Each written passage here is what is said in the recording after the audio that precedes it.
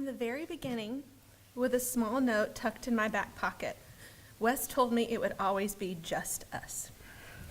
And just us is exactly what we built. We started 500 miles apart, but somehow it never felt that far, because Wes was relentless in the very best way. Miles driven, flights taken, late night calls, endless texts. He showed up. That's who he was, steady, certain, and ours. The world knew him as a journalist, analytical, precise, ready to break down any decision with conviction. He loved a good debate. He loved a strong opinion, but more than anything, he loved the truth. He believed in saying what was real, even when it was hard, even when it wasn't popular. But he was never just one thing. He was steady and stubborn, analytical and sentimental, confident and self-deprecating, so smart and yet also very not.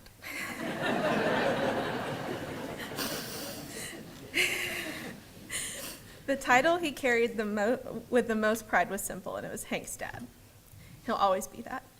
If you ever saw him with Hank, you saw the truest version of Wes. He could turn a regular trip to the grocery store into an adventure, music blasting, singing Thunderstruck, or Run DMC like it was a personal soundtrack. At home, they didn't just joke about wrestling. They wrestled with a 4-year-old. They'd blast The Time Is Now, because we're big John Cena fans in our house, and tumbled around our room, count dramatically to 3, and always end up in a tickle fight. They played baseball in the backyard. Wes taught him to square up and not move his back foot. They built stories out of Mario Kart races that made Hank beam. Wes didn't just play with him, he stepped completely into his world. And Wes wanted a big family.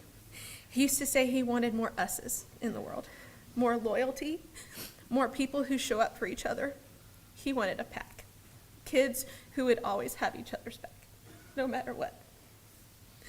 Our surprise, little Rose, brought him so much joy, not because we planned endlessly, we didn't,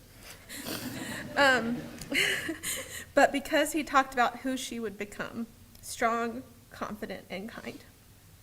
He wanted her to know her worth, which is what he did for me every day. Wes believed in me in a way that changed me. When I didn't have confidence, he handed me his. When I was unsure, he steadied me.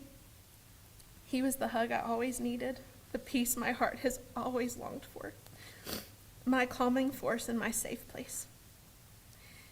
Even in the hardest seasons, and we had them, he had this way of looking at me and saying, can't isn't in our vocabulary.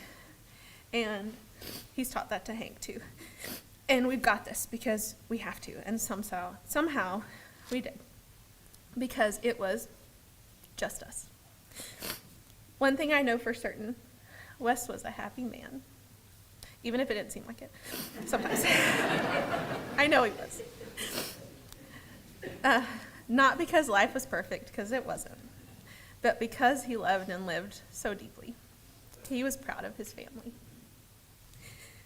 He believed in what he was building. He found joy in the everyday things, really loud music, honest conversations, working in the yard, relaxing with me and a movie, and just people in this room. We didn't get forever, but we got something real, and that is such a gift. I'm so grateful I got to love him. I'm so grateful I got to be his. So grateful that for all these years it was just us. So please, keep him with us in the stories, in the laughter, in the debates he would absolutely insist are grounded in facts, but sometimes not. In the everyday moments that feel ordinary but aren't. Say his name. Remember him fully. Tell Hank and Rose who their daddy was, not just what he did, but how he lived and how he stayed true to himself. Wes had a way he signed every card, every single note, every milestone with the exact same words, #JustUs always. Those words were not just a signature, they were a promise, and will forever be just us, always.